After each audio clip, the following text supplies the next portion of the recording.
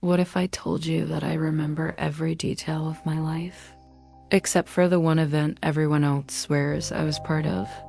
And what if I told you that this forgotten memory might not be mine at all? My name is Clara Jimenez. I'm 36 years old, and I was born and raised in Guadalajara, Mexico. I've always believed that our memories are the only thing that truly belong to us. You can lose your job, your home, your health, but your memories, those are sacred. They tell you who you are, what you've survived, who you've loved, who you've feared. They shape you, carve you. At least that's what I believed until something happened that made me question everything. I'm not talking about a vague deja vu or a misplaced item, no. I'm talking about a memory so vivid, so deeply imprinted in the minds of others, that I became the only person who didn't remember it. Worse, I was the only one who knew it never happened. This story begins a few months ago at a reunion I almost didn't attend. I had studied for years with a group of brilliant, kind, sometimes chaotic people. We grew up together, sneaking out of class, sharing dreams on rooftops, arguing about music, falling in and out of adolescent love, but life happened. Careers, families, deaths. We drifted. The kind of drifting that starts slowly with unanswered texts until years go by and suddenly you don't recognize the laughter on the other end of the line. So when Mariana reached out and said we were finally organizing a reunion, I hesitated. But something in her voice, a quiet urgency, almost a longing, made me say yes. The plan was to gather at Arthur's house, the same Arthur who used to host our late-night study sessions and cook instant noodles like a gourmet chef. His family still owned that sprawling house on the edge of town, the one with creaky wooden floors and a porch that always smelled like wet earth. From the moment I stepped onto the porch, I felt disoriented. Not in a bad way, more like nostalgic vertigo. Everyone looked older, of course. Lines had etched into once smooth faces. Some had kids. Some had scars they didn't speak about. There were hugs, laughter, jokes we didn't even remember the context for. It felt like time had folded in on itself, like we were young again, only wearing different skins. And then I saw Rodolfo. I hadn't seen or heard from him in more than a decade. He was the quiet one, always reading, always observing. The kind of person who disappears without a trace and you assume they want it that way. Yet there he was, holding a beer, laughing, as if nothing had changed. I wanted to ask where he'd been all these years, but before I could, the conversation shifted. Someone, maybe Guido, mentioned a trip. A holiday weekend we all took to his family's ranch back in early 2010. I smiled politely. I didn't go on that trip. I remember clearly I was in the hospital that week, sleeping on a chair next to my father's bed while he recovered from surgery. I even remember the rain hitting the hospital windows and how I counted the seconds between thunderclaps to calm my nerves. But then Rodolfo turned to me and said, loud and proud, "Clara, remember how we heard your car from miles away that morning? You blasted that horrible old stereo of yours, and we all ran outside thinking something exploded." Everyone laughed. Everyone. Mariana chimed in, "You didn't bring anything. Just your empty stomach and that crazy music." I blinked, smiled, tried to laugh along, but my stomach twisted. I never owned that car in 2010. I sold it in 2009, and I was in the hospital that weekend. I was sure of it.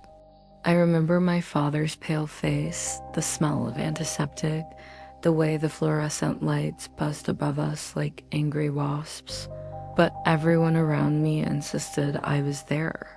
They remembered conversations I didn't have, meals I didn't eat, songs I didn't sing, even the clothes I supposedly wore. I excused myself and went to the bathroom, sat on the edge of the tub and stared at my reflection. My heart pounded like I had just run 10 blocks. Why would they lie? Why would all of them lie? Unless they weren't lying. Unless something happened that weekend that wasn't meant to be remembered by me. Sometimes silence isn't just forgetting. Sometimes it's protection. If you're still here, I need to ask you something. Have you ever been told something about yourself that you know never happened, but everyone else swears it did? If you've ever felt the terrifying uncertainty of not knowing your own past, comment below. I remember what they made me forget. Like, share, and subscribe. Because the truth is never as simple as we think it is. The hospitalization was sudden and emergency. I remember how chaotic it all was. My father had collapsed that morning, and my mother was already halfway out the door before I even processed what was happening. We rushed to the hospital, and he was taken in immediately. I spent the next several days sleeping on an armchair, answering calls from relatives, and trying to hold myself together while the machines beeped endlessly in the background. Even now, I still have the saved messages on my phone, updates I sent to my uncles about his blood pressure, the room number, the surgery time. My mother, always the one for documentation, insisted that I take pictures of the door plaque, the whiteboard with his treatment plan, even the meals. So your cousins and Marita don't think we're hiding anything, she said. There is no way to mistake that time for something else. It was painful, exhausting, unforgettable, and yet somehow it had been replaced by a memory I don't possess. I returned to the group after that strange moment with Rodolfo and tried to explain. My tone was calm at first. I didn't want to sound paranoid or confrontational. I simply said, there must be some mistake. I wasn't there. My father had surgery that weekend. Some chuckled. Others looked at each other, exchanged quiet, knowing glances, like I was trying to cover up some embarrassing story. One of them muttered something about me holding a grudge over an old fight. No, I said, this time firmer. I can show you the text. The hospital logs. I was in Guadalajara the whole time. I didn't leave the city. Rodolfo shook his head and smiled, almost amused. Clara, you made the worst coffee that weekend. You kept putting sugar in the thermos because there was no spoon. It was disgusting. A few people laughed. Mauro, sitting in the corner, scratched his chin and said, I don't know. I don't really remember that much from back then. I felt a surge of hope. But then he looked around the room, saw everyone nodding, and added, but yeah, I guess Clara was there. Something inside me went cold. The kind of cold that starts in your spine and wraps around your lungs like a tightening rope. I wanted to scream. But instead I smiled. I let go of my stubbornness. I didn't want to ruin the mood. I told myself that arguing wouldn't change anything, that I'd look crazy if I pushed further. But just before we said our goodbyes, Lara pulled me aside. We had always had a kind of unspoken closeness, never best friends, but always drawn to the same books, the same quiet places. She took my arm gently and said, I remember everything, Clara. That trip was important to me. It's sad that you won't admit it. I stared at her, confused. Why would I lie about something like that? Lara, I was in the hospital. I have proof. I'm not ashamed of anything. I just wasn't there. She looked at me for a moment, not with malice, but something like pity or maybe caution. Then she pulled out her phone. I think I still have it, she said, scrolling slowly. Her hands were shaking slightly. Maybe from wine, maybe not. She opened an old social media app, one we all abandoned years ago, and clicked into a photo album titled Ranch Weekend, January 2010. She handed me the phone. And there I was, standing by the porch, a red thermos in one hand, smiling toward the camera. I wore the same flannel jacket I remember losing in 2009. My hair was shorter. My posture awkward, but it was undeniably me. I felt the floor shift. My lungs stopped working. The timestamp read January 3rd, 2010, the exact weekend my father was in surgery. I zoomed in. I studied my own face. It wasn't just a resemblance. It wasn't a coincidence. I even recognized the chipped fingernail I had that winter, the one that caught on my jacket zipper and tore halfway down. But I don't remember that photo. I don't remember being there. I handed the phone back slowly. Maybe someone photoshopped me in, I offered weakly, half hoping it would sound convincing. It didn't. Lara said softly, "Why would anyone do that?" I had no answer. I didn't sleep that night.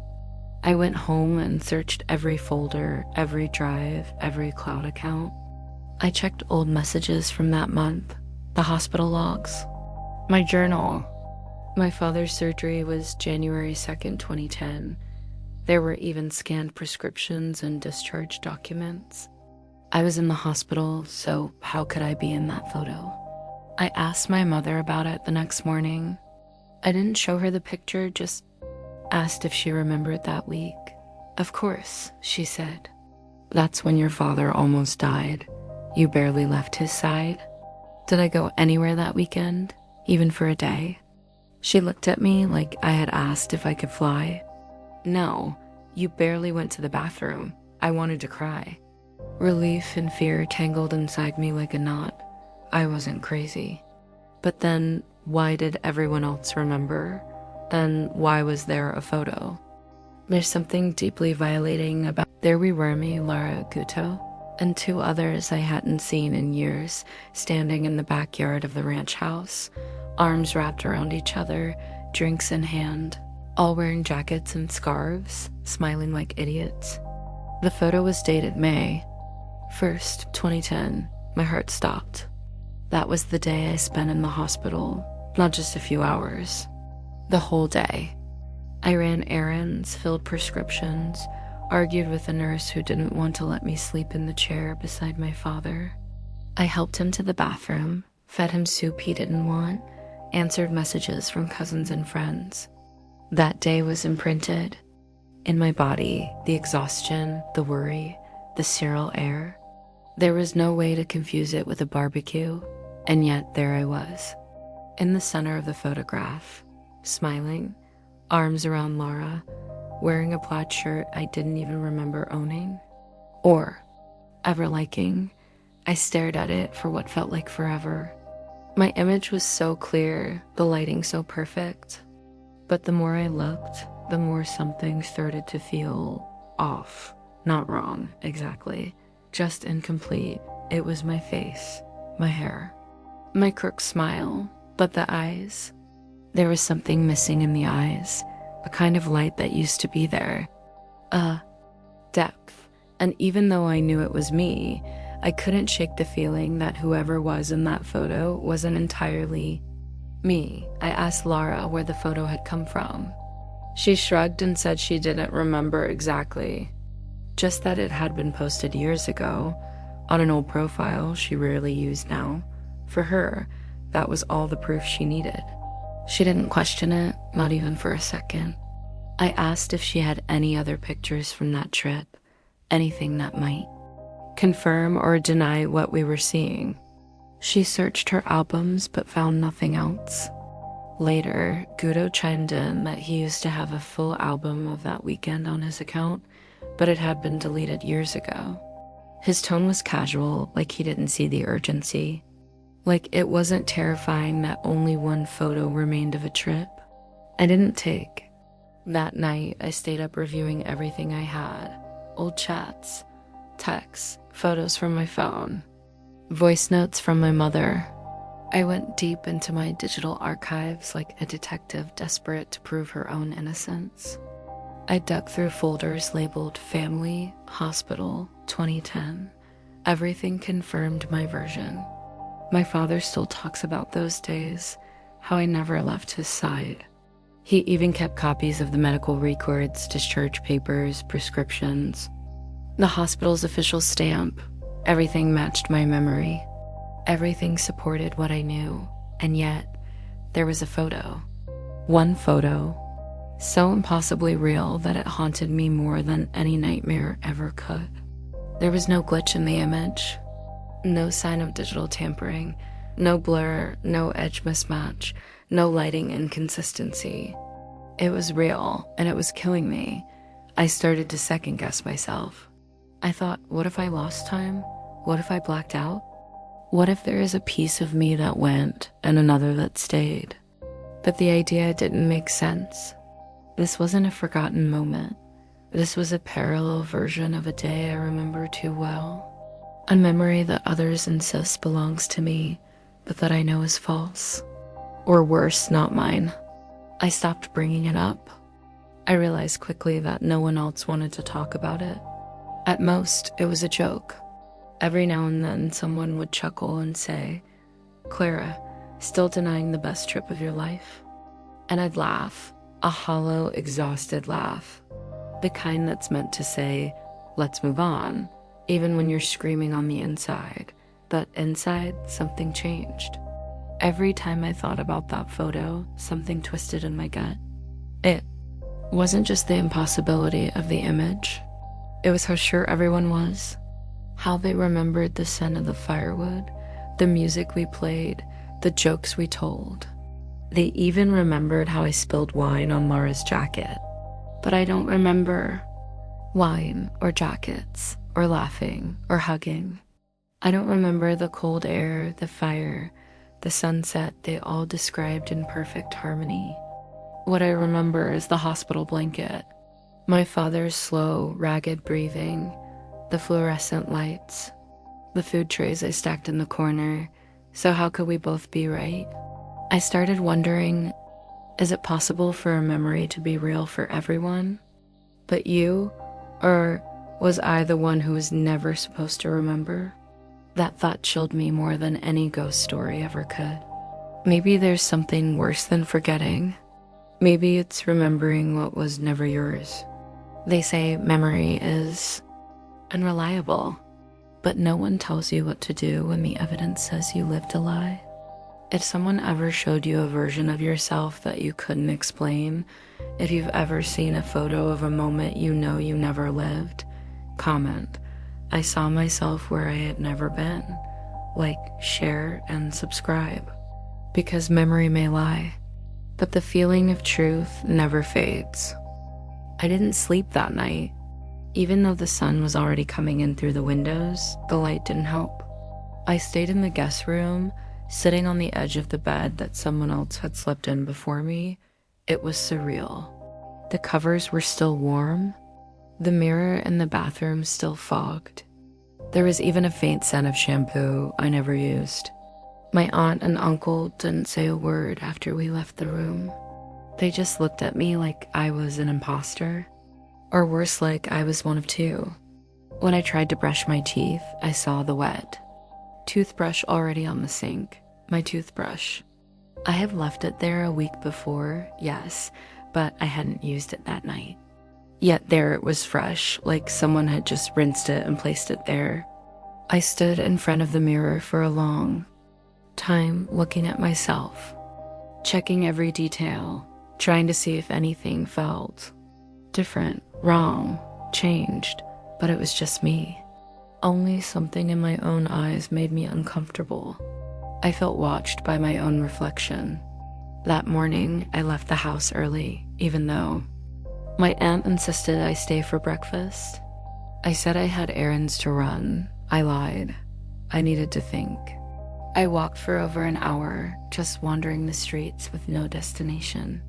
I looked at strangers' faces, half expecting to see another me walking somewhere, maybe walking back to my aunt's house, maybe smiling at someone I didn't know. That idea haunted me for days. At home, I barely mentioned it to my parents. My mom noticed I was quieter than usual. My dad asked if something had gone wrong at the party. I said no, just tired, just hungover. Another lie. The truth was that I couldn't stop replaying the scene, my aunt's expression, my uncle's voice, "Didn't you arrive last night?" I kept wondering, what if someone had broken in, pretending to be me, but that didn't make sense. The neighborhood was safe. My aunt and uncle would have noticed something wrong. Besides, who could copy me so perfectly? The clothes, the voice, the routine. Then I wondered if I had blacked out. Split consciousness, maybe, some kind of fugue state, but again, it didn't add up. I wasn't drunk. I wasn't on anything. I remember everything from that night. The conversations, the music, the taste of the beer. I remember walking to the house in the morning, checking my phone along the way, replying to messages. I have location pings from the party and the walk. Home. It was impossible that I had arrived earlier. And yet, they saw me, heard me, spoke to me. Someone had used my voice. Someone had used my body. A few days later, my aunt sent me a message. "Don't worry, Corrido. We were probably just confused. You must have arrived and left, and we mixed things up." But I knew that message wasn't for me. It was for herself, a way to forget what she saw, a way to go back to believing in logic. She never brought it up again. But one day, weeks later, I went back there. I had dinner with them. Everything was fine, normal. Until I asked my uncle, that night, "Did you see me up close?" He looked at me carefully, took a long sip of coffee, Dad, then said, "Yes, I saw. Your face, you were tired, maybe a little pale, but you smiled at us. You said, 'Boa noite, Tio,' just like always." I nodded. "And you're sure it was me?" He didn't answer right away. Then he said something that stuck with me. "It looked like you. But now that I think about it, you didn't look at me the same way." After that, things started to change in subtle ways. I began to notice moments of déjà vu that were too specific. I'd walk into a room and feel like I had just walked out of it seconds ago. People would greet me as if we had already talked earlier that day. My cousin swore I had commented on his haircut 2 days in a row, same words, same tone, same timing. One of my college professors even asked if I had submitted the assignment twice. I checked, only one entry. I started feeling disconnected, not from the world, but from myself. My hands sometimes felt like they were a beat behind. I'd move them, and it was like watching someone else perform the action. I'd hear my voice on a recording and flinch. It didn't sound like me. I thought I was losing my mind until I got a message from a girl named Clara. I didn't know her, but her message said, "Hi, I know this is going to sound strange, but has anyone ever shown you a photo of yourself that you don't remember being in?" My blood turned cold. I replied instantly. She sent me a voice note. She had a calm voice, but I could hear the strain. She told me a bit about her story about a barbecue, a photo, and the feeling that someone was rewriting her past. We spoke for hours. That's when I realized it wasn't just me. And if there are two of us, how many more are out there? If you've ever seen your reflection do something you don't remember, if you've ever been told you were there, when you know you weren't, leave a comment. I wasn't there, but someone wore my face. Like, share and subscribe, because this is just beginning, and someone out there is walking in our footsteps. When Clara and I first spoke, it felt like finding a hidden door in a room I thought I knew well. Her voice had a quiet urgency, like someone trying not to wake something sleeping beside her. We didn't waste time on introductions. Her story was already familiar before she even finished telling it. And not because I knew her, I didn't, but because everything she said echoed some part of what I'd been living.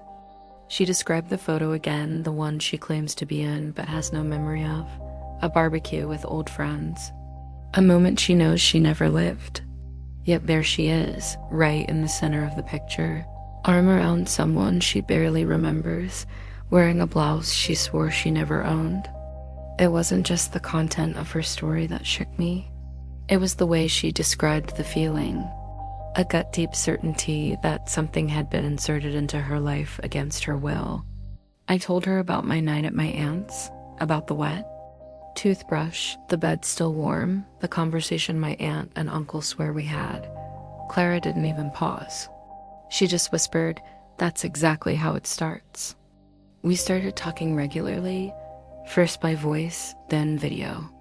Eventually, we met in person. She lived in Campinas, a few hours away. We met in a cafe off the highway. When I saw her, I felt a strange jolt of familiarity, not like a memory, more like recognizing a detail in a dream you didn't know you had. She brought a binder, pages of printed screenshots, old posts, photos. She was meticulous. There were 3 photos of her that she didn't remember posing for.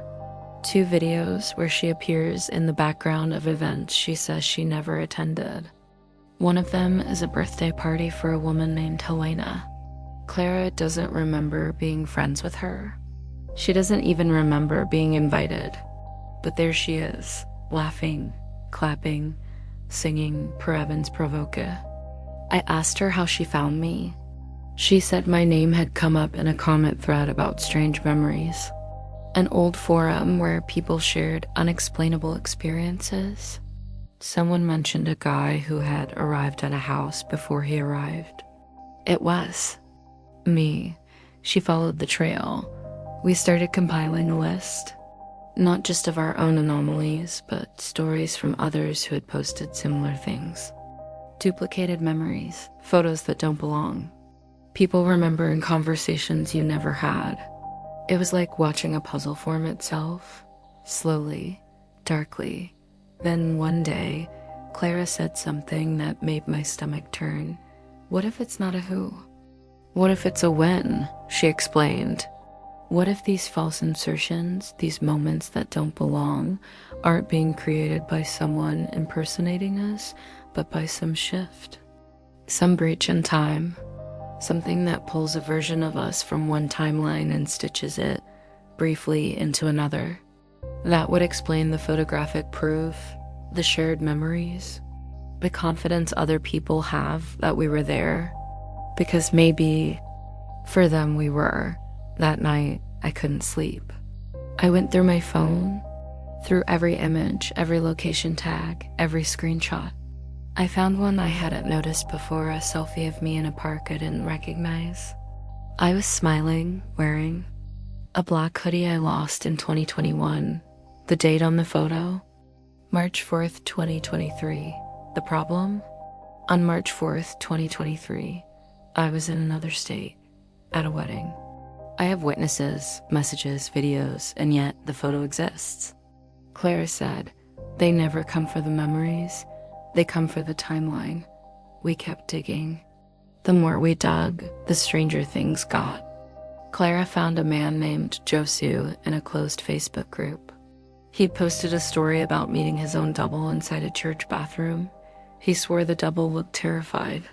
It told him, "You need to leave. You don't belong here anymore." Then vanished. Clara and I decided we would try to find more people, connect the stories, maybe even meet them. Something told me we were already too deep, because 2 nights later, I found a sticky note on my bedroom mirror. It said, "Don't trust. Clara," and it was in my handwriting. If you've ever found a message, you don't remember writing ... if you've ever felt like your life was being edited while you were asleep ... comment below. Someone is rearranging my story. Like, share and subscribe, because the mirror doesn't lie, but sometimes it shows what shouldn't exist. When I saw the sticky note, I didn't move for a long time. I stood there in front of my mirror, staring at the words that seemed pulled from my own mind, but written by a stranger. "Don't trust Clara." I kept whispering it to myself, testing the weight of it. The handwriting was unmistakable mine. Same uneven slant, same way of curving the R. It was like looking at a note I had written sleepwalking. But I had no memory of it, none. I didn't touch the note for hours. I left it there, as if waiting for it to vanish on its own and spare. me the responsibility of deciding what to do. Clara messaged me that morning, said she found another contact. Someone named Beatrice who had written a long post years ago on a now-defunct forum. The post mentioned waking up in a hotel room she had never booked in a city she had never visited. Clara seemed excited, motivated, still chasing answers. But now, a part of me wondered if she was also chasing me. I didn't reply, not immediately. I needed space to think, needed to understand what I was becoming part of, or what was becoming part of me. That night, I tried to write down everything again. From the first strange moment at my aunt's to the most recent conversation with Clara, I filled 3 pages.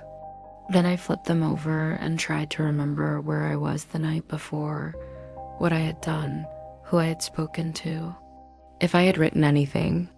I even checked my trash bin, nothing.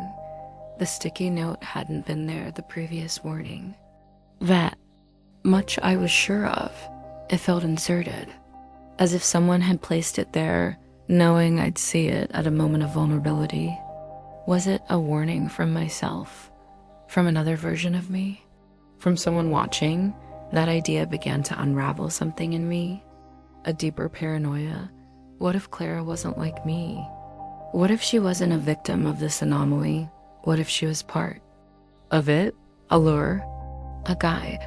Someone meant to lead me further down a path I was never meant to walk. The thought made me nauseous. But then I remembered her voice. Her hesitation. The way her hands trembled when she showed me the photo album. That wasn't fake. It couldn't be. Could it? I needed a second opinion. I reached out to a friend from college, Lucas. He was into cryptography and weird internet subcultures. He had once told me about a theory he had, that some dreams were actually recordings left behind by alternate versions of ourselves. He was intrigued. I showed him everything.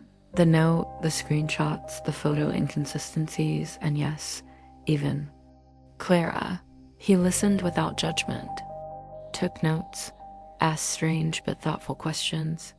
What if the warning isn't about Clara, he said, but about your timeline crossing hers? What do you mean? Maybe you and she are fine on your own, but when your versions meet, it causes ripples. The system, or whatever's behind this, doesn't want that overlap, so it tries to break it. So who left the note?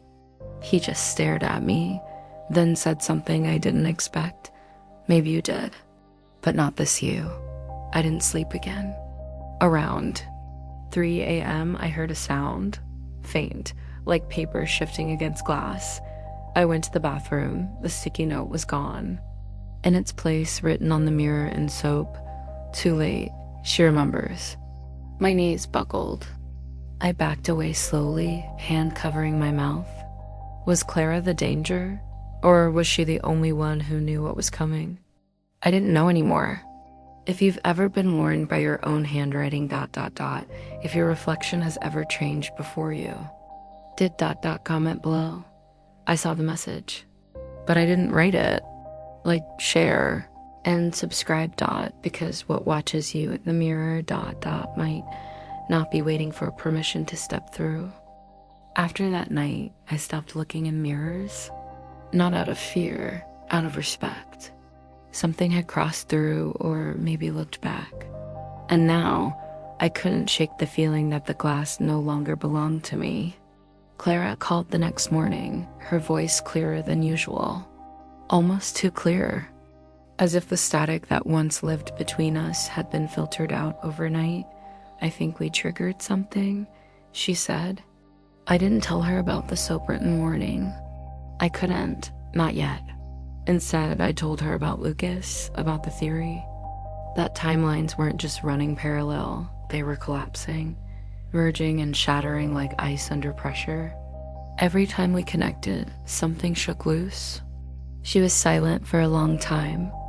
Then she said, "I used to think I was haunted by a mistake. Now I think I'm being studied." That word hit hard. Studied. Not haunted, not followed. Studied. That meant control. That meant patterns. That meant someone or something was watching. I went to Lucas' apartment 2 days later. We locked the door, turned off all phones, and spoke out loud only after turning up white noise on his speakers. "I know how that sounds," he said, laughing nervously. "But trust me, they listen in patterns." He showed me something he found in a data dump of an old hidden website, a text string buried in the code of an offline blog. You were never alone. They just let you believe it. Below, it was a sequence of coordinates. One of them pointed to a rural area outside Talbot, Muir. An abandoned radio tower. "Want to see it?" Lucas asked. I nodded before thinking it through. We drove in silence. The tower was rusted, skeletal, rising from the ground like a broken antenna to heaven. But the building at its base was intact. Locked, yes, but Lucas knew how to pick. Inside, dust blanketed everything. It smelled like wet paper and static. There was a desk, an old terminal, filing cabinets long emptied, nothing recent. Until we checked the walls. Someone had pinned dozens of printed photographs. Faces, crowds, moments frozen mid-laughter or mid-sentence. Some were labeled by hand with first names. Others had no captions, but 3 of the photos had Clara's face. And one had mine. I stumbled back. It was me at my college graduation. A candid shot from behind a group. I had never seen that angle. Before, I didn't even know the photo existed. Lucas pointed at something else. A map on the corkboard. It was labeled cross points. Our cities were circled. So were dozens of others. Tiny arrows drawn from one point to another, forming a web or a trap. My knees went cold. This wasn't random. We weren't lucky or cursed. We were part of a pattern, and someone had been cataloging it. That night, I sent Clara the photo of the wall. She didn't reply for hours. When she did, she said, "I need to tell you something. There's a room in my building's basement. I always thought it was for maintenance, but I heard someone in there last night. I asked if she checked. No, she said, but I will, tonight." I begged her not to go alone, but she stopped replying. The last message she sent, "If something happens, remember what we saw in the mirror." It wasn't our reflection. It was a version they let us see. If you've ever felt like someone was watching you through glass, ... if you've ever been part of a photo, you don't remember being taken ... comment below. I was in the picture, but I wasn't there. Like share and subscribe, because when the eye turns its gaze to you, it rarely looks away. I didn't sleep that night. The message I sent to Kadu was the last thing I wrote before turning off the lights. I sat on the couch for hours, staring at the floor as if the answers were buried under it. Maybe they were. The door to the basement had always been there near the mailboxes with a peeling metal sign that said Technica. No one ever used it. No one ever questioned it. But that night I heard voices behind it. Not talking, repeating, like recording skipping on a loop. At 2:14 a.m., I put on my sneakers and took the flashlight from the kitchen drawer. I didn't want to use my phone's light. I wanted something analog, something real. The hallway was silent, except for the buzz of the old emergency light. When I reached the door, I expected it to be locked. But it wasn't. It opened like it had been waiting. The air was dense, smelled of copper and moisture. My footsteps echoed like they didn't belong to me. The stairs were narrow, spiral, descending farther than I imagined. There shouldn't have been so much space under my building. At the bottom, I found a corridor with a dozen identical doors, each marked only with a number, no windows. No signs of maintenance tools or water tanks, just doors and silence. Except room 08, that door was slightly ajar, and something inside was humming. I pushed it open. Inside was a room no bigger than a walk-in closet, but filled wall to wall with equipment, screens, monitors, tapes, and reels, a control station for something I couldn't name. On the main monitor was a paused frame. I recognized it instantly. It was me, sitting in my kitchen, sipping coffee. From earlier that same day, there was no camera in my kitchen. I stepped closer, and the video resumed on its own. I watched myself drink, blink, yawn. Then I said something aloud. "They know you looked." I stumbled backward. I hadn't said that. Or at least, I didn't remember saying it. Next to the monitor was a drawer. Inside were files labeled with names and numbers. One was mine, one was Kadu's, one was Rodolfo's. I pulled them out. Dozens of pages, transcripts, screenshots, GPS points, schedules, phrases we said in conversations we barely remembered. Some handwritten, some typed. And each folder had a mirror symbol stamped on the back. I felt my skin crawl. We weren't just being watched. We were being mapped, analyzed, compared to something or someone. My name appeared in multiple files, across different locations and dates. Too many places. Too many mess, and then I saw the word convergence. Under it, a list of projected events. One of them circled July 7th, 2025, primary mirror alignment, Kado plus Clara. My hands shook. I tried to take a picture, but the lights flickered. The monitor went black. Every device turned off in sync, as if yanked from their power source, and then I heard footsteps. Not on the stairs, from inside the basement. I ran. I didn't even close the door behind me. When I reached my apartment, I locked everything, closed the curtains, and crouched behind the kitchen counter, trying to breathe.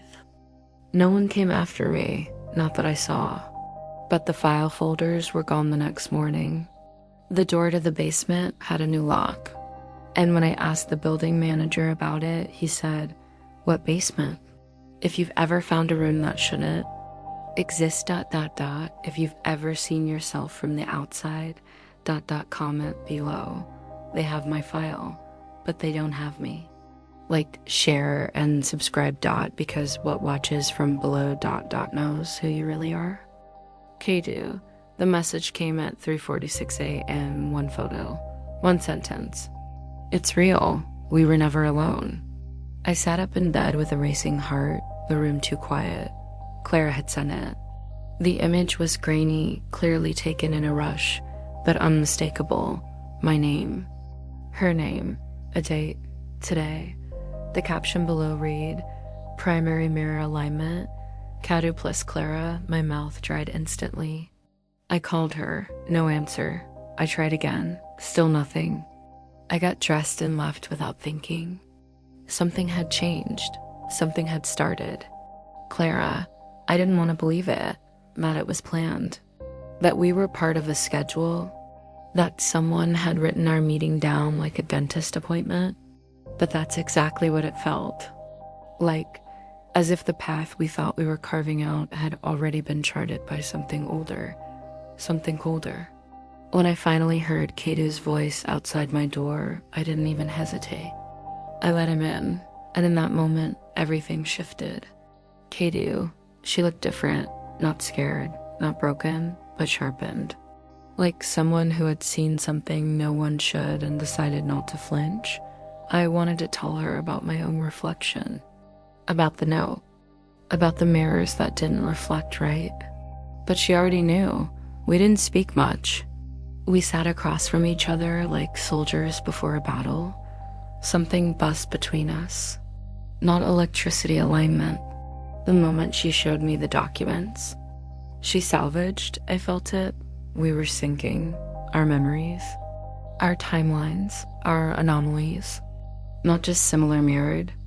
Clara, we started making a list of everything that didn't make sense. Photos that shouldn't exist. Conversations others remembered, but we didn't. Days we felt missing. Times when our reflections seemed too delayed. Lucas joined us via encrypted. Call.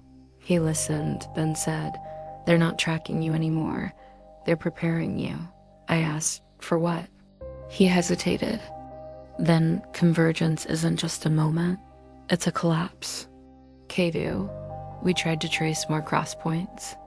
Cities where names like ours showed up again and again. Individuals like Rodolfo or Beatrice. People who were seen in two places at once. Who remembered lives that didn't belong to them. And that's when we found the message board, old, hidden behind layers of archive code, but active. People posting in bursts, sometimes under duress, crying out, warning others. Sharing coordinates, photos, names, and one recurring phrase. When two mirrors face each other, the image never ends. Clara, I kept thinking about that night in the basement. About the words on the screen before the blackout. They know you looked. I had crossed a line, we both had. And now, something was watching us. Not just collecting anymore, but reacting. I opened a drawer and pulled out something I had kept hidden even from myself. A photo I found years ago, buried in a box of childhood books. It showed a girl who looked exactly like me, same age, same scar above the eyebrow, same necklace. Only the photo was dated 1990. I was born in 1991. Kedu, that was the moment everything snapped into focus. Not timelines, not parallel lives, iterations, versions of us tested across realities, monitored for stability, erased or redirected when they diverged too far. Clara wasn't just another survivor of anomaly. She was the anomaly, and I was her reflection. Clara, I asked Kedu if he was afraid. He said, no, I just want to know which one of us is real. I answered, maybe neither. Maybe that's the point. If you've ever looked at someone and felt like you were meeting yourself, if you've ever remembered something you never lived, comment below. The mirror turned. I saw myself watching. Like, share, and subscribe, because convergence isn't coming, it's already begun. Clara, from the moment we accepted that we were pieces of something bigger, I felt a strange calm mixed with a deep fear. We were on the edge between sanity and the unknown, between who we were and who they forced us to be. Kedu called me in the middle of the night, his voice tense but determined. We have to face this, find out what's behind it. We can't keep being prisoners of these versions. We arranged to meet in a place that felt neutral to us, a park in the city center, under the cold fog and the almost tangible silence. When he arrived, I saw something different in him, not the lost young man from that confused night, but someone who carried the weight of knowing his own body might be a lie. We looked at each other for a long time. Two versions, yes, but also two souls seeking answers. Kedu, what I saw in her eyes was a mirror of my own doubt, but also the courage that only arises when you have nothing left to lose. That meeting was when we began to piece things together. We talked about what the convergence really meant. It wasn't just an event. It was the point where the lines between us and our reflections broke, allowing something or someone to cross over. We didn't know if it was an entity, an experiment, or an ancient force, but we knew time was running out. As we talked, a chill ran down my spine. The air around us grew heavy, as if a third pair of eyes was watching us. Suddenly, shadows began to form in the fog. It was impossible to shake the feeling that we were about to be confronted by our own reflection, no longer as duplicates, but as a living, conscious presence. Clara. There, in that mist, I understood the cruel truth. They didn't just want to mirror us. They wanted to replace us. A voice whispered in my mind, indistinct yet familiar. You are old versions, the new has come. Kedu and I exchanged a look of understanding and fear. This encounter wouldn't be just physical, it would be a fight for our identity. Kedu. My heart raced as shadows took shape. The fog cleared to reveal not one, but multiple versions of ourselves. each carrying our memories, our expressions, but with empty eyes, eyes that didn't belong to us. The moment of choice had arrived. Clara, I don't know how long that night lasted. I know that when the sun rose, we were alone again. But something inside us changed forever. The versions disappeared, or perhaps retreated, but the feeling that we weren't alone, that we were still being watched, never left us. Kedu, and here we are, still fighting to prove we are real, to hold on to our own lives, memories, and souls. If you have ever felt that something inside you isn't yours, if you have ever seen your reflection act on its own, leave a comment. I choose to be real, even if the reflection wants to replace me. Like, share, and subscribe, because the battle between who we are and who they want us to be is only beginning.